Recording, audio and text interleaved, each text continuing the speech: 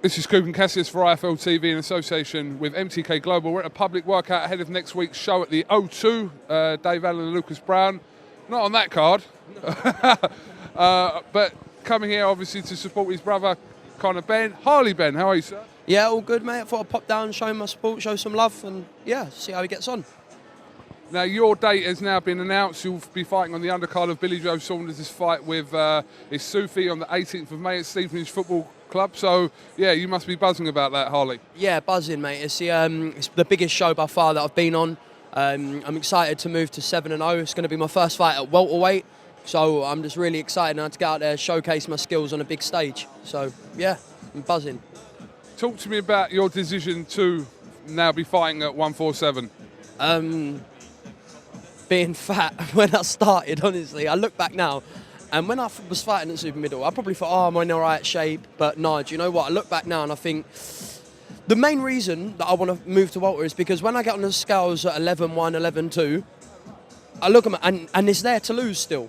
And I'll be very sharp, very quick and powerful. Well, I think I'll be a big welterweight. So I think I have a height advantage, I think I'll have a size advantage, and I think this is where you'll see me really progress. I mean, in the few fights that you've had as a professional, we've kind of seen glimpses, but it's fair to say that we've nowhere near seen what you're capable of. Is that fair to say? More than fair to say. I have shown maybe 6 or 7% of what I have, and that's me being honest. I've got so much more to come.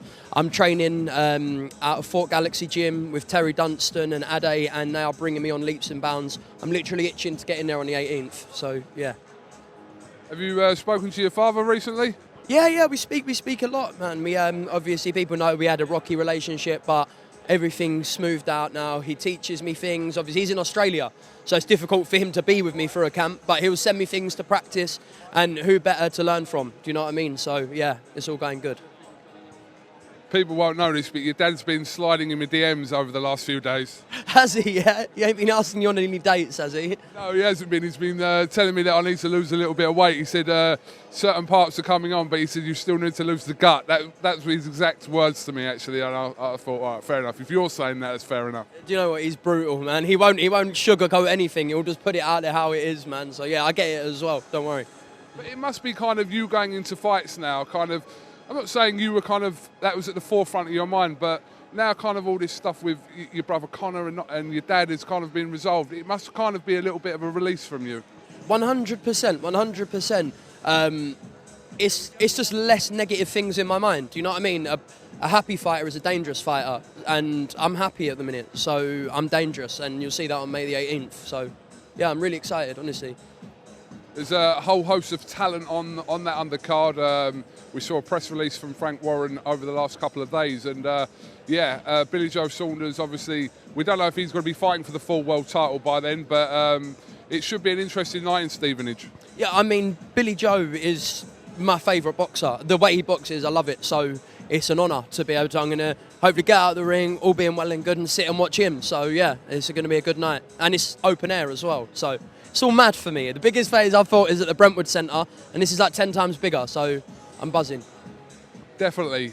Billy Joe Saunders, again, is kind of had a tricky year last year, but he's back now. But, you know, if you could, who would you like to see him fight at some point this year? There's a lot of big fights, whether he stays at super middleweight or goes back down to middleweight, but who would you like to see him fight, Harley? Do you know what?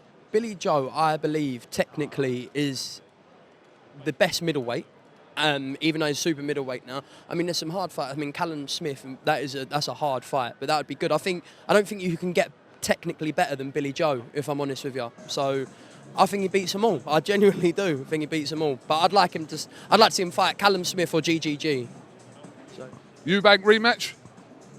He beats him, I think, easier than he did last time.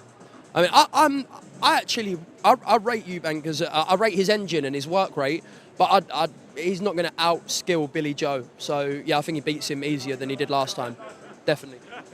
Too early to kind of, for an opponent to be in play for you at the moment, or have you been given a few names who you potentially could be fighting on the 18th of May?